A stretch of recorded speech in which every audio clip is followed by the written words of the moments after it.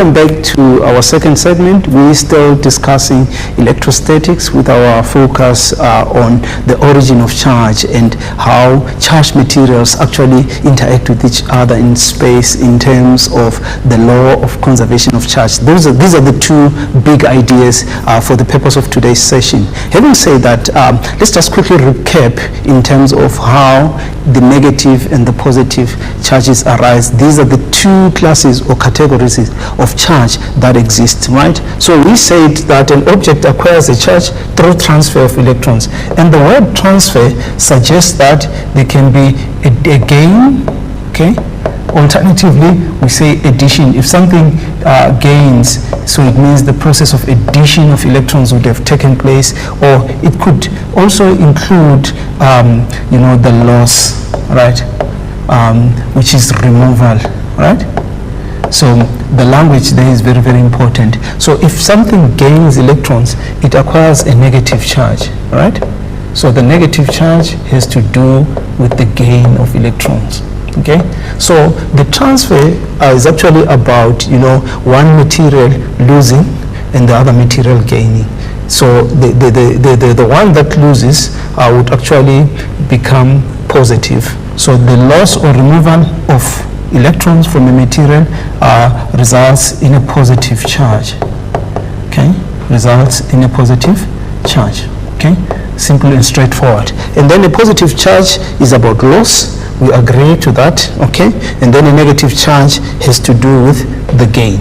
So when there is loss and gain, there is actually the transfer, right? So that's as far as origin of charge is concerned, okay? Now, let's look at conservation of charge. We have managed to briefly, unpack the term conservation. If something is conserved, it means it remains constant, okay? It remains constant. It could be with respect to size or magnitude, okay? So if something remains constant, we can describe it, using the term conservation or conserved. Okay, so when an object gains or loses, so this is one of the two possibilities. We do not have both of them at the same time. So there is gain when you add electrons, or there is loss when you remove electrons. So the total number of electrons gains is the same. This is what actually this statement suggests. Just to break it down, we are saying that if material A has got, X number of electrons and in excess, and then say for argument's sake, material B has got a certain number of protons, as an example, in excess, it means A is negatively charged while B is positively charged. So when we talk about transfer of charge between material A and B, we are essentially saying that whatever A loses is exactly what B gains. So, even in everyday life, if I give you a 10 rand, I've lost 10 rand, okay, but you have gained 10 rand. So whatever is lost is equals to what is gained is essentially what is transferred between the two. So that's the long and short of it. And then it says here, the charge cannot be created or destroyed. Okay, so we are very familiar with this statement. So if we say charge cannot be created or destroyed, we are saying that this can only be possible if we talk of a transfer. Okay, so if transfer, whatever is lost is equals to what is gained, but the net remains the same. So here when we say charge remains the same, we're talking about the net charge. Be mindful of that. Okay, the net charge is actually the total charge. Okay. Right. Having said that, okay, there's another thought again that we just want to remind ourselves of. We have managed to look at how objects become negatively or positively charged. We're fine with that. Now, how then what exactly determines the charge on a material? Now that we know that the material can either be positive or negatively charged. Now, in terms of magnitude, which is the size of charge or how big the charge, because charge will obviously vary from one material to the next, depending on the number of electrons added or number of electrons removed during the transfer. Okay, so what determines the size of the charge on an object made from a specific type of material? So this is the big question that we want to address, and this couldn't be further from the fact that this has a lot to do with the conservation of charge, where we talk about the net charge. Right now, already we are here in terms of our concept map. So this is the aspect that we want to address now, to say what exactly happens when we talk about a closed system wherein charge or net charge remains constant or is conserved. What exactly are we talking about? Right, okay. Having said that, okay, transfer of charge between of electrons, because what exactly moves are the electrons, not protons, okay? It happens through contact or friction during a physical process. Okay, let's just try and break this down. When we talk about a physical process, we are saying that there are two materials, and at some point or the other, for charge to be transferred, these materials need to come into contact. And to facilitate or to enable the transfer of material of electrons between material A and material B, there must be some form of friction, to knock off electrons from A to B or B to A, whichever the case may be. But that's what we exactly mean when we talk about a physical process. All right. So insulators, they store or conserve charge. Okay, because this is a physical process. Property of a particular material. So charge stays stationary on the surface of an insulator. This is, for example, your clothes or your hair. Let's make a specific example. If you comb your dry hair in the morning, what happens is there's friction. There's that physical process of contact between the comb and your hair. In the process, the comb or your hair may become charged. Okay, because charge has been transferred during that contact or that physical process. Okay, now which also it reminds me of another perfect example. If you take off your jersey on a hot summer day, when the air is dry, there's a friction that happens which occurs between the surface of your body and the clothes, and then you hear those sounds. It's like sparks. Even if it's in the dark, there will be sparks. That's the process of charging. That's what we talk about when we refer to the physical process in terms of the transfer of charge. All right. Okay.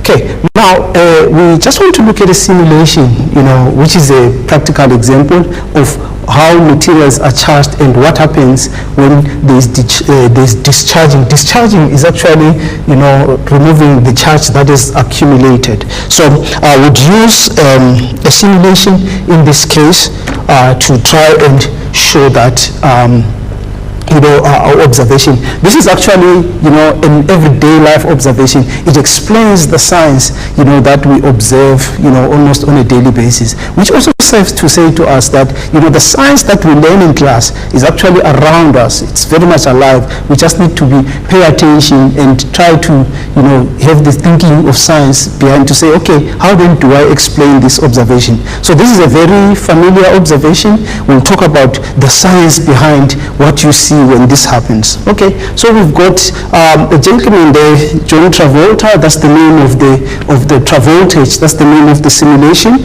Okay, now John is standing on the surface of a mat. The mat on itself is an insulator. Remember, in terms of physical properties, insulators, they don't allow charge to be transmitted through them. But because of contact, if John moves his foot, look at what is happening. Look at what is happening there. Charge is accumulating on John's body, but there are some very important observations that you need to take note of. For charge to be transferred from the carpet to John, there was supposed to be contact between John's foot, which is an insulator, and the carpet, another insulator. Now, as he was rubbing, this is typically what happens when you walk barefoot, even barefoot across the carpet in a room. And then John is charged. Okay, the charge, that excess charge that John has acquired is actually from the carpet. Now, if John touches the metal door handle, and the metal door handle is actually a conductor, then the discharging process will occur. Look at that. So all the charge that John accumulated has been discharged. That's where you experience that minor shock. so that's static electricity in action. Just to repeat that, so the more he keeps rubbing his foot, the greater the quantity of charge that John acquires. So John is gaining electrons. There's lots of electrons there, as you can see. Now John is charged. Even if he was to touch somebody else, okay, the discharge process will take place, because again, that's another physical process. There's also contact. So the discharging happens when he makes contact with a material that is an electrical conductor, right? So hopefully that makes some bit of sense in terms of the simulation. Just to explain what exactly happens in the process of charging. So transfer of charge between materials, okay, electrons or move, they occur through the contact. So we've spoken about the physical process. The discharging part we saw, it takes place when we touch a conductor. So the insulator accumulated charge through friction. That was a physical process. Charge was transferred from one material to the next. The one that acquired the negative electrons became negatively charged, while the one that lost became positively charged. So in essence, we are saying that John acquires a negative charge because electrons were transferred from the mat to John, while the carpet itself attained or actually got positively charged. So these charges, they move through the conductor to the earth. This is what is called discharging, okay? Or in other words, the earthing, okay? Right.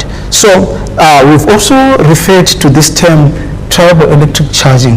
This is actually what happens when charge is transferred between two materials, and these materials are usually your insulators. So pay careful attention to this term. You may be asked to define what triboelectric charging is. So triboelectric charging essentially has to do with transfer of electrons between two insulators, okay, such that one becomes negatively charged. And again, you need also to realize that this is only possible when two materials come into contact.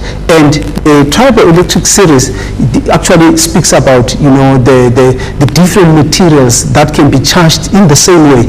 But remember, their readiness to acquire that charge will depend on the type of material. So some become easily charged, while some, they need a lot of, friction. So that series actually breaks it down to say, within this list of collection of materials, which one actually becomes easily charged. So that's what triboelectric charging is all about. Okay, right. So having said that, so this was the main concept around conservation, leading to conservation of charge. That the charge remains the same, however, it's transferred between two materials. All right.